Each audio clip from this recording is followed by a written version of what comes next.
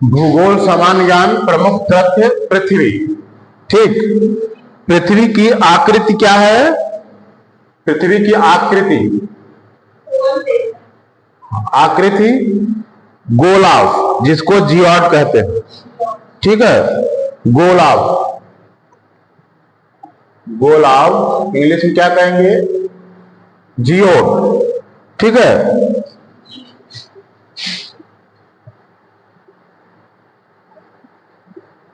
आकृति गोलाव है।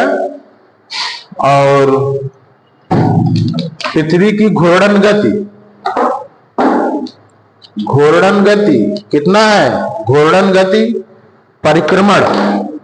ठीक, पृथ्वी की घूर्णन गति किसको कहेंगे? परिभ्रमण के कारण दिन एवं रात की घटना होती है। ठीक है, किसके कारण? परिभ्रमण, या इसको क्या कहेंगे? घूर्णन गति। इसी के कारण क्या होता है? दिन रात इसी के नाते होता है ना, दिन रात की घटना होती है। पृथ्वी की परिक्रमण गति के कारण क्या होता है? ऋतु परिवर्तन। जैसे है पृथ्वी है, मान लीजिए सूर्य और पृथ्वी। अब पृथ्वी एक चक्कर जब लगाएगी तो धीरे धीरे पूरे पृथ्वी के सारे भाग सूर्य के सामने आएंगे। इससे क्या होगा? दिन रात।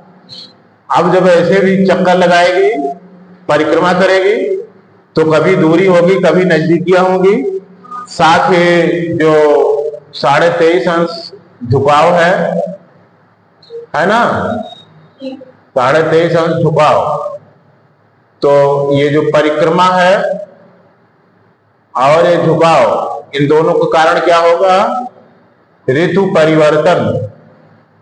क्या होगा? ऋतु परिवर्तन। किसके कारण? परिक्रमा और झुकाव। ठीक है, तो परिक्रमण गति के कारण ऋतु परिवर्तन होता है। क्लियर हो गया? परिक्रमण के कारण, परिक्रमा के कारण ऋतु परिवर्तन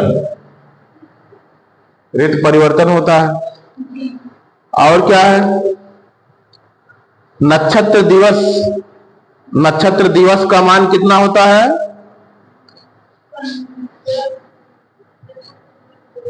नक्षत्र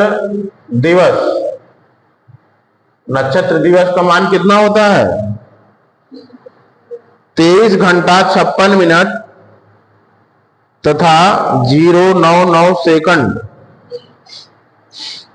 23 घंटा 56 मिनट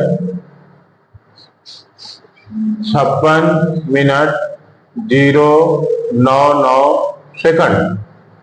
वास्तव में ये नक्षत्र दिवस, वो जो चक्कर है पृथ्वी का, मतलब कि सूर्य की जो चमक है उसी स्थान पर कितने समय बाद पुनः चमकती है, ठीक, वही नक्षत्र दिवस होता है। ठीक है, तो ये इतना समय लगता है। फिर इसके बाद क्या है? पृथ्वी सूर्य का एक चक्कर कितने समय में लगाती है? सूर्य का एक चक्कर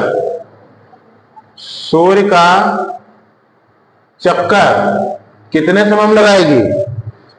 365.24 दिन में। या आपको ये कह सकते हैं कितना?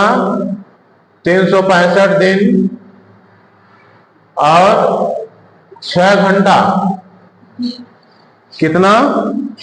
365 दिन 6 घंटा।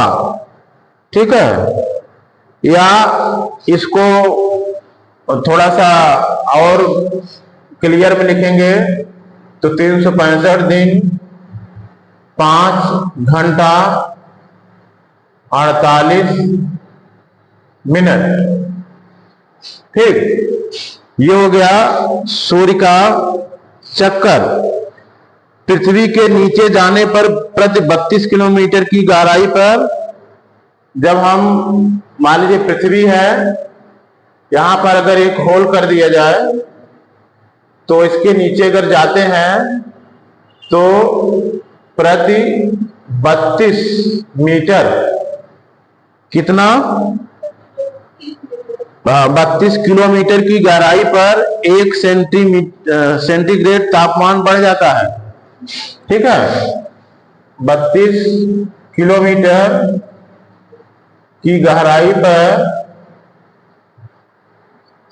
1 सेंटीग्रेड का तापमान बढ़ जाता है। ठीक है, ऐसा नहीं है पूरा सिद्धांत एकदम लास्ट तक लागू नहीं होता, आगे चल के परिवर्तित हो जाता है। ठीक है, बसंत विषुव की घटना 21 मार्च को होती है। बसंत विषुव क्या है?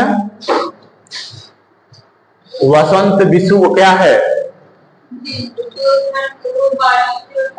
नहीं, बसंत कब होता है? बसंत का ऋतु कब आती है सामान्यतः? वही फरवरी मार्च, है ना। तो हमारा क्वेश्चन क्या है कि वसंत विषुव, वसंत विषुव, वसंत विषुव ये कब होता है? बसंत विषुव की घटना 21 मार्च कब होता है? 21 मार्च को क्या होता है? दिन रात बराबर होते हैं, दिन रात बराबर होते हैं। तब भारत में क्या होने लगता है 21 मार्च के बाद? 21 मार्च के बाद दिन बड़ा होने लगेगा, दिन बड़ा होने लगेगा। 21 मार्च तक तो बराबरी कर लेगा। ठीक, और यहां आते आते दिन बड़ा होने लगेगा, रात की अपेक्षा दिन बड़ा होगा रात की अपेक्षा, है ना। फिर इसके बाद शरद ऋतु, बसंत विषुव हो गया, तथा शरद विषुव की घटना कब होगी? 23 सितंबर। शरद विषुव, शरद विषुव की घटना कब होगी? 23 सितंबर। 23 सितंबर को क्या होगा? दिन रात समान होने लगेगा। ठीक है, दिन रात बराबर। अब क्या होगा? दिन रात बराबर हो गया 23 सितंबर को। अब 24 को क्या होगा? 24 को दिन रात में कौन बड़ा होगा, कौन छोटा? दिन छोटा होने लगेगा, रात बड़ी होने लगेगी।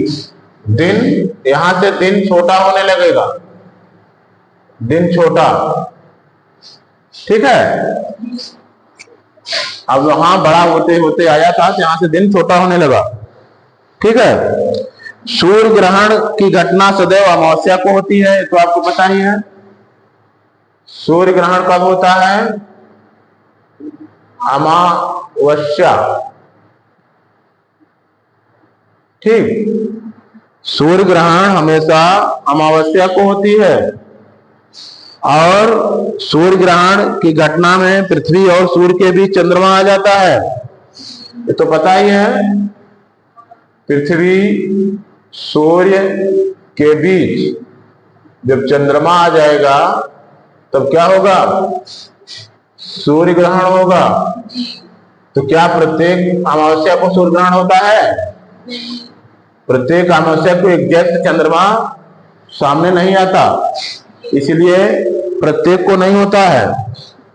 ठीक है, फिर इसके बाद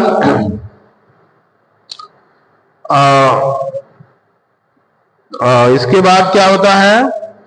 सूर्य ग्रहण को की घटना में पृथ्वी एवं सूर्य के बीच चंद्रमा आ जाता है। पूर्ण सूर्य ग्रहण के समय सूर्य के दिखाई देने वाले भाग को सूर्य किरीट या कोरोना कहते हैं।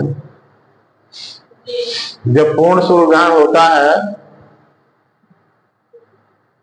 सूर्य ग्रहण, तो जो सूर्य का दिखने वाला भाग है, सूर्य का दिखने वाला भाग,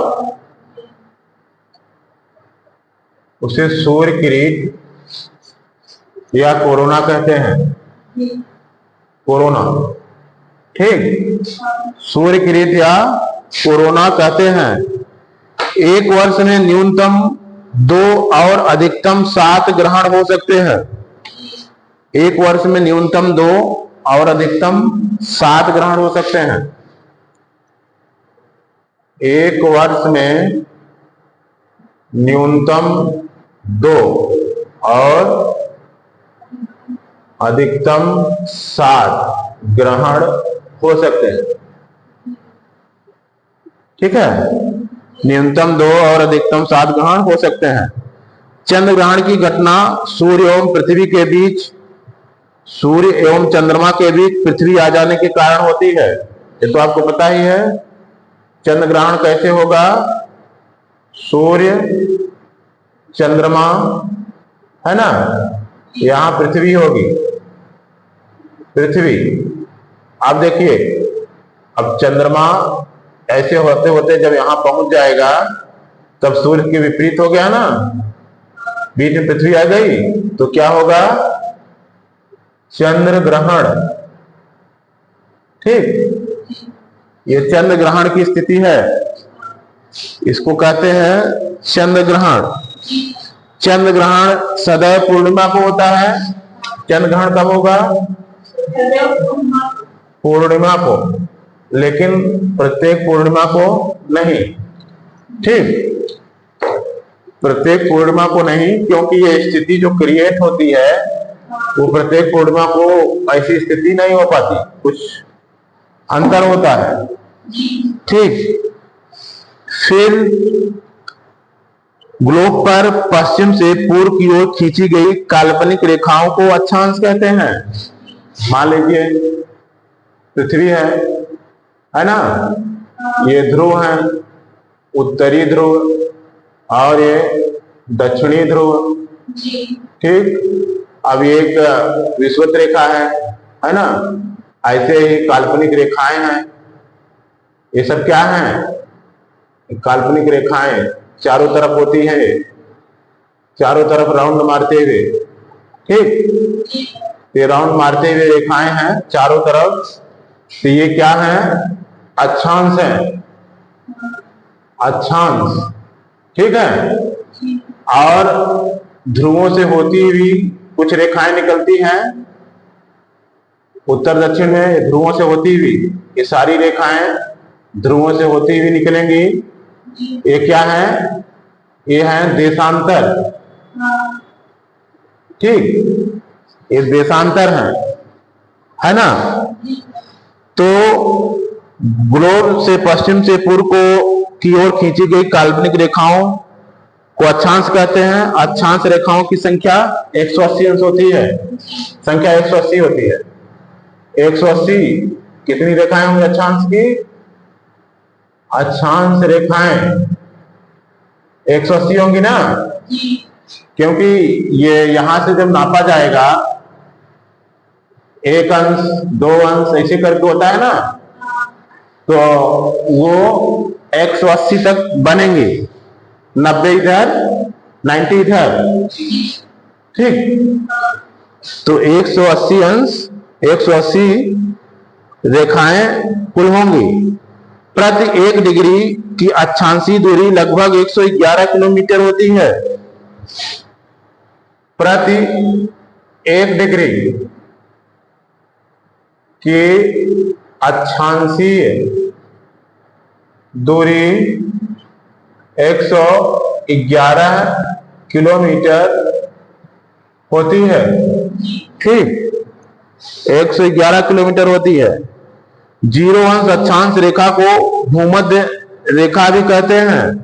वही जो सबसे मध्य में होती है 0, ये क्या है? भूमध्य रेखा। भूमध्य रेखा, है ना। तो कितने हो गए टोटल?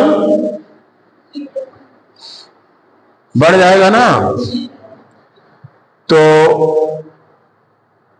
23.5 अंश उत्तरी अक्षांश को कर्क रेखा और 23.5 अंश दक्षिणी अक्षांश को मकर रेखा कहते हैं। तो ये मान लीजिए, ये अगर 23.5 अंश है दक्षिण की तरफ, तो ये क्या होगा? मकर है। ये उत्तर की तरफ है, तो ये 23.5 अंश क्या होगा? एक कर्क रेखा होगा।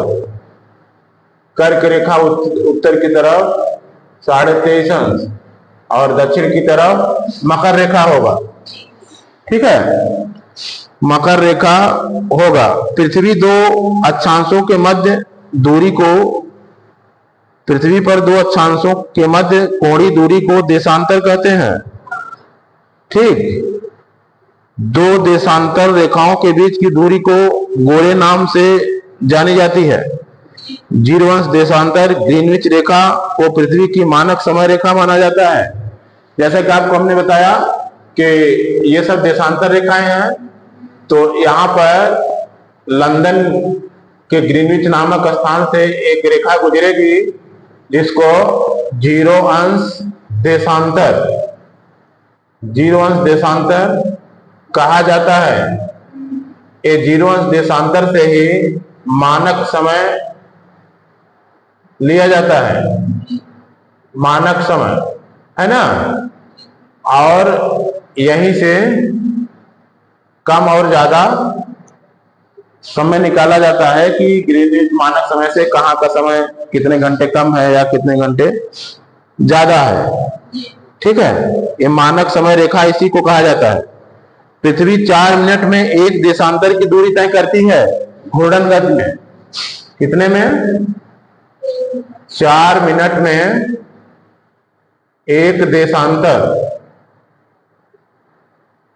पृथ्वी 4 मिनट में एक देशांतर की दूरी तय करती है। अंतरराष्ट्रीय तिथि रेखा की कल्पना 180 अंश देशांतर पर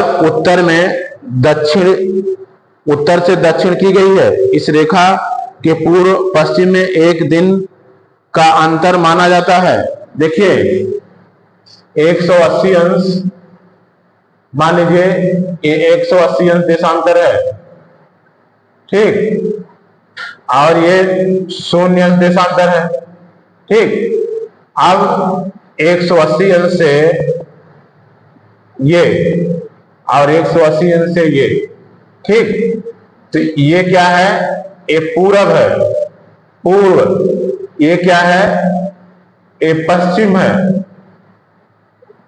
ठीक है, कहने का मतलब ये कि ग्रीनविच रेखा से, ग्रीनविच रेखा से भारत की तरफ जापान तक क्या है? पूर्व है ना। ये विद्वानों द्वारा तय किया गया है। वास्तव में जब पृथ्वी घूम रही है तो पूर्व पश्चिम नाम की कोई दिशा ही नहीं हो सकती, इसीलिए तय किया गया है। और फिर इसी ग्रीनविच रेखा से, 0 अंश से, ग्रीनविच रेखा से अमेरिका की तरफ पूरा प्रशांत महासागर है ना, वो क्या है? पश्चिम है। क्लियर हो गया पूरब और पश्चिम का कंसेप्ट? तो ये हो गया पूरब और पश्चिम। बाकी सही पूछो तो दिशाएं तो 2 ही हैं, उत्तर और दक्षिण। पूरब और पश्चिम तो निश्चित किया गया है कि कहां तक पूरब है, कहां तक पश्चिम है। और 180 अंश, इसी जो 180 अंश है, ये 0 अंश हो गया।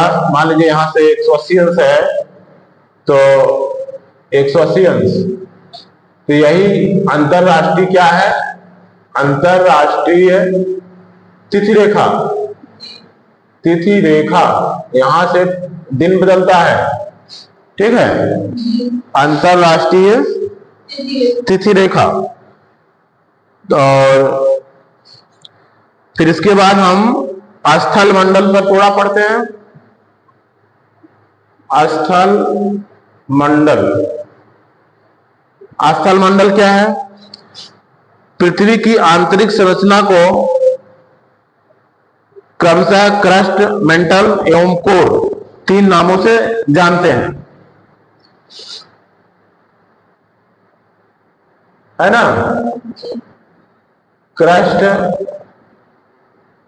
और क्या हो गया? मेंटल, और क्या हो गया? कोर। यही होगा ना, क्रस्ट, मेंटल, कोर। क्रस्ट में भी इसी 2 तरह हो जाएगा, ठीक। क्रस्ट, मेंटल, कोर 3 भागों में, 3 परतों में विभाजित किया जाता है। क्रस्ट में सर्वाधिक मात्रा में पाए जाने वाला तत्व ऑक्सीजन है। अब जो क्रस्ट है, क्रस्ट में सर्वाधिक ऑक्सीजन पाया जाता है। कौन? ऑक्सीजन, सर्वाधिक ऑक्सीजन पाया जाता है। कितना होता है? लगभग 46.8%। ऑक्सीजन 46.8%। मतलब पृथ्वी के जो क्रस्ट पर सर्वाधिक 46.8% ऑक्सीजन है। अच्छा खासा ऑक्सीजन है ना। 46.8% ऑक्सीजन है। भूपरिपटी की रचना सियाल सीमा पदार्थों से हुई है। सियाल शब्द का प्रयोग सर्वप्रथम डेली ने किया था, तो इसी को सियाल परत कहते हैं, ठीक है। भूपरिपटी की रचना सियाल एवं सीमा परत से हुई है। सियाल शब्द का प्रयोग सर्वप्रथम डेली ने किया था।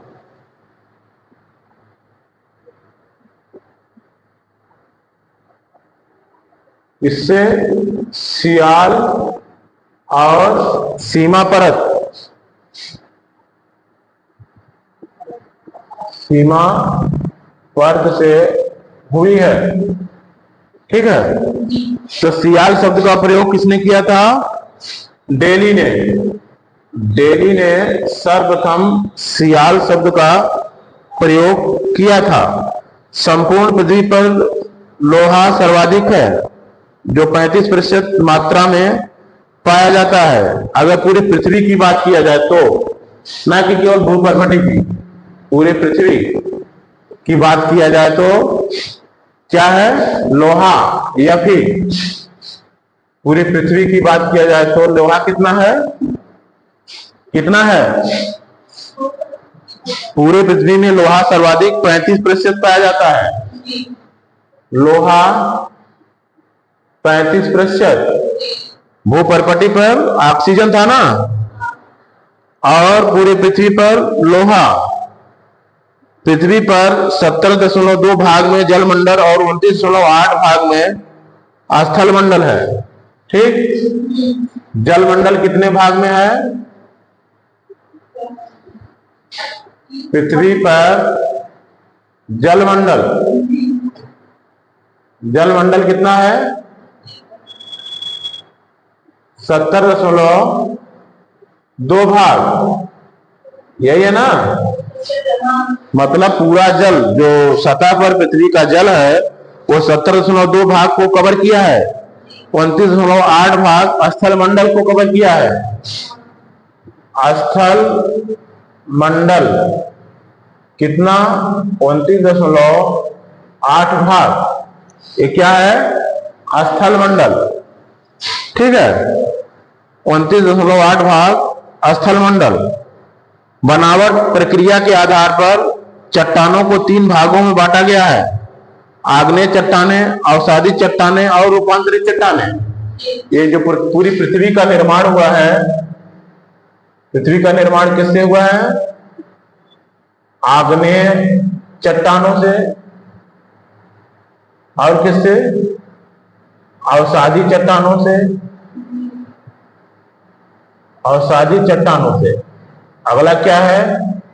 रूपांतरित चट्टानें, या इसको कायांतरित भी कहते हैं। रूपांतरित चट्टानें या कायांतरित चट्टानें।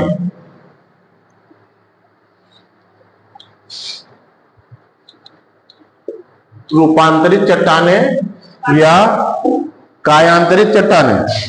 ठीक, चट्टानों का रूपांतरण कैसे होता है? अब जैसे रूपांतरण क्यों पढ़ लीजिए, मूल चट्टान, मूल चट्टान और रूपांतरित चट्टान। रूपांतरित चट्टान, ये दो हो गया। मूल चट्टान क्या है? सेल, मान लीजिए सेल। सेल से क्या बनता है? सेल से रूपांतरित होकर के स्लेट बनेगा, स्लेट। ठीक, सेल से स्लेट, फिर चूना पत्थर से चूना पत्थर, चूना पत्थर से क्या बनेगा? संगमरमर, संगमरमर। ठीक, चूना पत्थर, संगमरमर। चाक या डोलोमाइट, चाक, डोलोमाइट, डोलोमाइट, इससे भी क्या होगा? संगमरमर, संगमरमर। चाक या डोलोमाइट, संगमरमर। ठीक है, फिर बलुआ पत्थर, बलुआ पत्थर। बलुआ पत्थर से होगा क्वार्टजाइट। क्या होगा? क्वार्टजाइट। बलुआ पत्थर से क्वार्टजाइट। फिर इसके बाद है ग्रेनाइट। ग्रेनाइट से क्या होगा? ग्रेनाइट से नीश, ग्रेनाइट से नीश। फिर इसके बाद है बेसाल्ट। बेसाल्ट, बेसाल्ट से होगा एम्फीबोलाइट। एम्फीबोलाइट, एम्फीबोलाइट, बेसाल्ट से। फिर स्लेट से, स्लेट, स्लेट से क्या होगा? फाइलाइट। क्या? फाइलाइट, स्लेट से फाइलाइट। इस तरह हो गया पृथ्वी की कुछ संरचना।